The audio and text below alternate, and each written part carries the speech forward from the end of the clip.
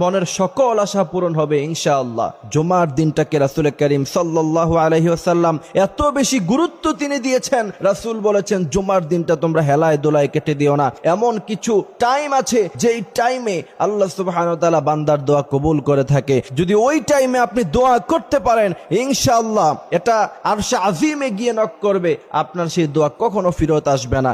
এই জন্য জুমার দিন হেলায় দোলায় না কাটিয়ে আজান হওয়ার সাথে সাথে মসজিদের মধ্যে চলে যাবেন এবং 12টার পরে আল্লাহর এই নামটি 7 বার পড়বেন এবং তার আগে ছোট্ট একটি দোয়া শিখিয়ে দিব, সেই দোয়াটা পড়বেন ইনশাআল্লাহ। 100% যদি আপনি মন থেকে দোয়া করেন, কথা দিচ্ছি আল্লাহ সুবহানাহু ওয়া তাআলা আপনার সেই দোয়া কবুল করবে। হযরত আনাস রাদিয়াল্লাহু তাআলা আনহু থেকে সম্ভবত হাদিসটা এসেছে যে তিনি বলছেন যে আমি একবার মসজিদের মধ্যে বসা ছিলাম, রাসূল করিম সাল্লাল্লাহু আলাইহি ওয়াসাল্লাম আমার পাশেই বসা ছিলেন, আরেক ব্যক্তি পাশে বসে দোয়া করছিলেন যে আল্লাহ আপনি আমারে জান্নাত দিয়েন, আল্লাহ আপনি আমার দুনিয়ার জীবন